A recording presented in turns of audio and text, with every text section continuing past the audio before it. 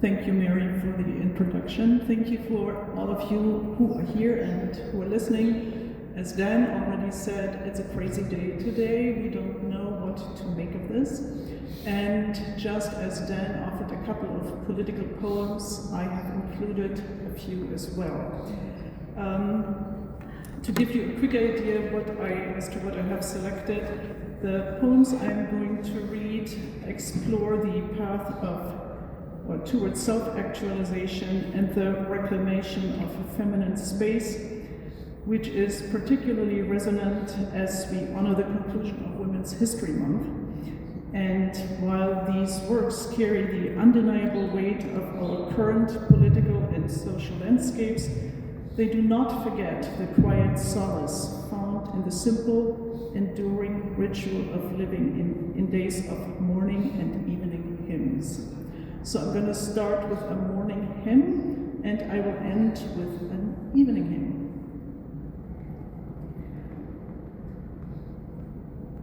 Morning hymn. Dew on flint. A fractured ray pierces the mist, spills a sharp breath of gold dust. I am startled by the scent of amber that softens the iron skate's rusted jaw, lights and relights the altar of honeybees.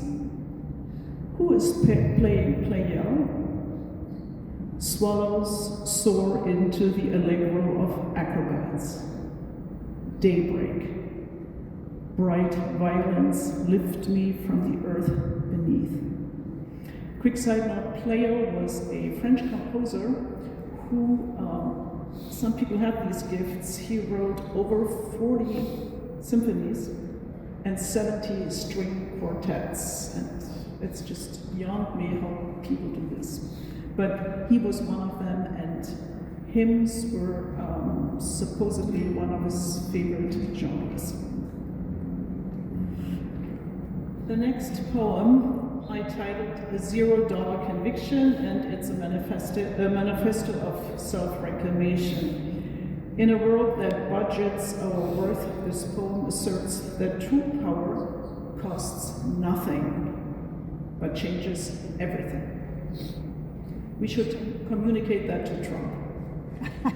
It is a refusal to be a byproduct of expectation, using a touch of the surreal to show that even under siege, we can maintain our whimsy. As a $0 conviction. I am the will, not the gears. With a $0 conviction, I shatter fate's blinding buttons. My intent burns like strained silver. I refuse to be the empty, crushed can of their expectations.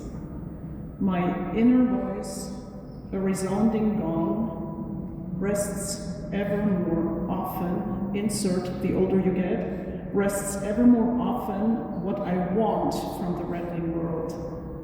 It demands no tribute. And somewhere, a squirrel with a tiny fedora is documenting the siege. The physics of necessary space. I don't know if any of you have watched the movie The Brutalist 2024, featuring Hungarian-born Bauhaus-trained architect and Holocaust survivor Laszlo Toth as he navigates post-war America. So this poem explores the politics of space, and it draws on the hallmarks of brutalist architecture, the beton structures being German, not from the former GDR, but living close to the former GDR, what is known as Plattenbau. It's meaning you have one beton slab next to another, and it looks like movable apartments. They're not movable, but you could draw out one after the other, and they all look the same. So the idea behind that was democratization, and it was used for libraries and social housing. Here, brutalism serves for me as a metaphor for the emotional fortress a woman must carve out in order to reach a state where identity can expand without permission or apology, turning the heavy concrete into a protective shell for growth. I will leave it at that and just read the poem, which is forthcoming in the Pinch, I believe next month. The physics of necessary space. I demanded a house of brutalist scope, anchored to a garden, a savage dominion unleashed. The air, a furious polyphony of light and wing, so dense it required a psychic FAA, a Federal Aviation Administration employee, to manage the incoming flock of pure joy.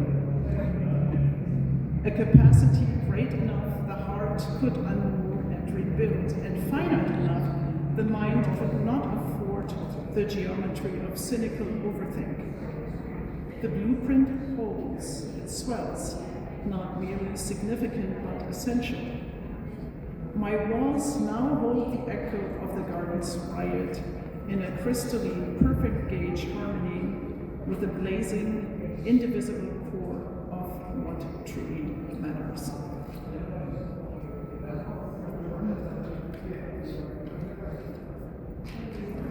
Redbud hush. We just have to look outside and see the redbuds blooming. Our neighbor unfortunately calls it the weeds, and I couldn't disagree with him more. I just love this space. Oh, that's funny. Redbud hush. This poem captures a moment of quiet resilience within the garden. It acknowledges the scars of the weary and hunted, and the lies that choke the air. Yet it finds hope in the natural hush and the promise of a new melody rising from the heart. The redbud's leaves tremble like a woman remembering. Sunlight strokes skin the color of memory. This garden holds the weary, the hunted. A low thrumming simmers beneath. Though lies choke the air, we, marked by scars, see through deceit, the stories spun to blind. Something new will rise, green as hope, a melody hummed by bees. This, the redbud whispers as its hush settles over the woman's heart. Netted horizon. In an era of digital debris, this poem is a plea for a protective boundary. Dan talked about it in many terms of social media, allusions to social media. It speaks to the necessity of filtering out the bottle caps of modern life to find a private vantage point, a quiet rebellion against the rush for quick answers. When the taste of cherries no longer clings to my lips, cast a net over me and ensure nobody fills its holes with bottle caps or any other type of debris. Tonight, I need a private horizon to price out my future. Pull fish from currents, those that curl their lips in demise, having gulped too many energy drinks, then wondered how the skies taste. Your net protects me from shapeless wind gusts, lifting up motherless eggs in uncanny familiarity from all sorts of knives honed with a precision to die for. Yesterday, I dreamt about sea wonders woven into pliant rugs of grass. How they arrived there remains a paradox. I'm no rush to find answers. Grant me a few extra minutes. Cloak me in the net's fissures as waters and mountains change identities. Let me gaze out from within. To be plain, I don't need an octopus, real or in print. Its tentacles would obscure the evening light, sparkles salvaged from the heart's refuse.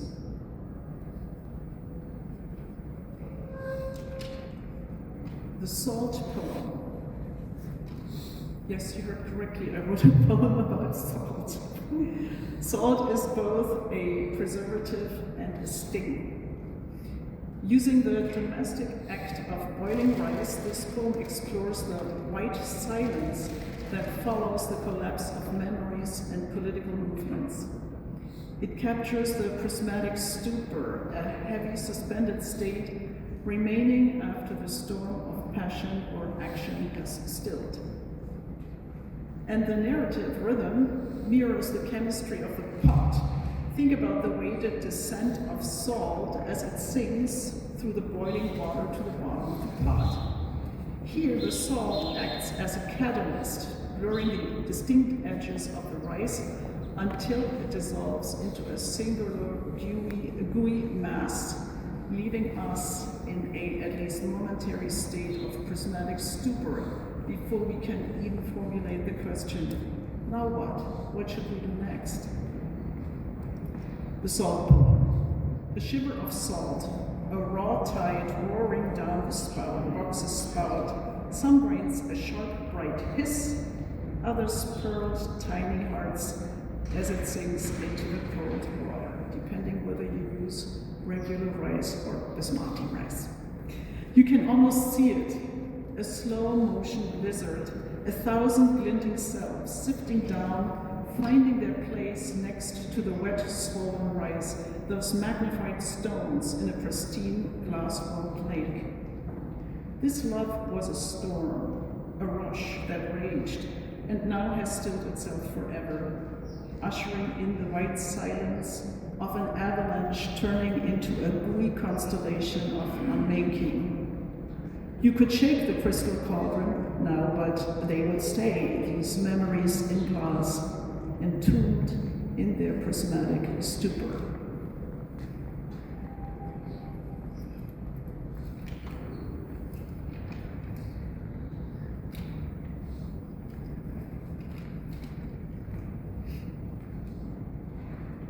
I think I'm going to change 2 poems around. Apocalypse on Repeat. This poem aims to work as a stark critique of the grotesque overkill of current violence and the gaslighting of a nation. Here, the music of Bach offers no catharsis. Instead, it strips the fog and tempers the mind to an ice-cold edge, pun intended, amidst the wreckage of fury and resilient love. Apocalypse on Repeat. The grief of evil is leaden. We confront murder multiplied by 10. Minneapolis. A grotesque overkill, as if the soul required 10 bullets for a final eviction. These executions are sanitized, the record scrubbed by a power that leaves a nation dumbfounded, gaslit into a paralysis of the spirit. The world is silent now, save for Bach. His partitas do not soothe.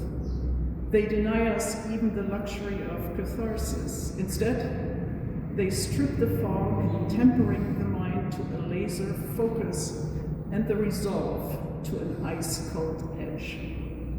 They provide no bridge back to the normal, only a stark reflection of the wreckage, the grief, the fury, and the murky, resilient love that somehow remains.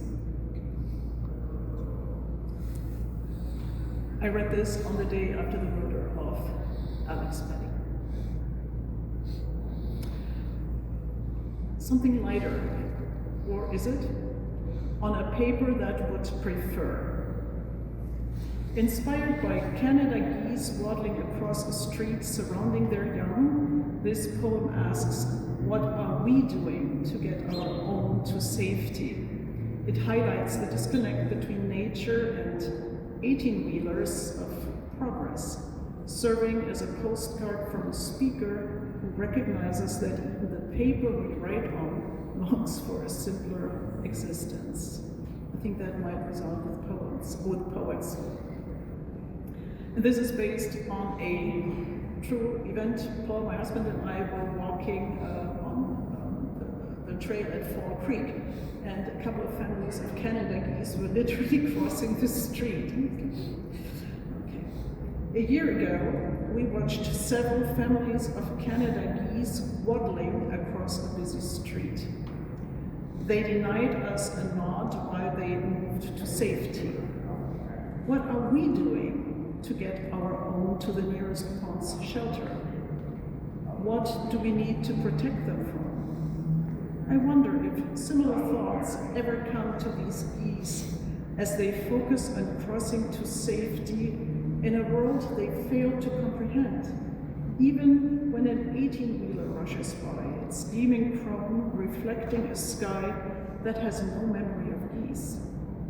I'll send you a postcard. My first name is scribbled in the corner on a paper that would prefer to be a map or a pond or a bird.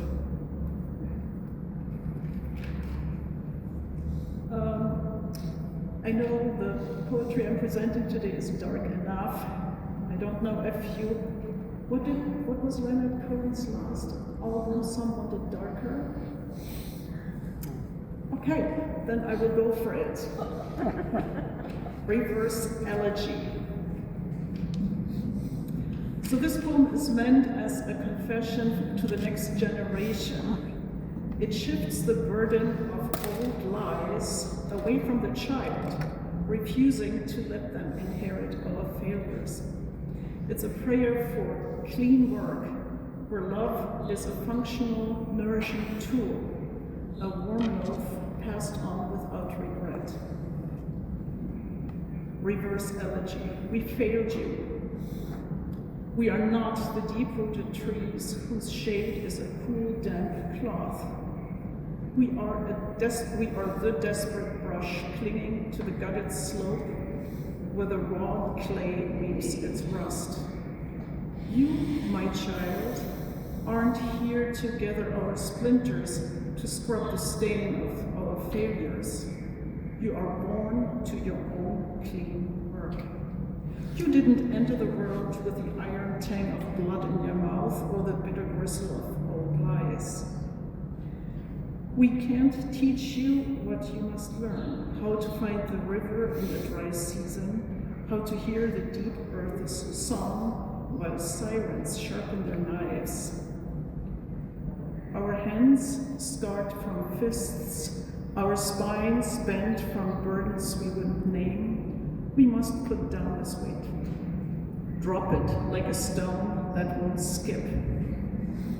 We call on those who wove the torn threads of the universe, who knew the hunger of roots, of stacking one stone on another.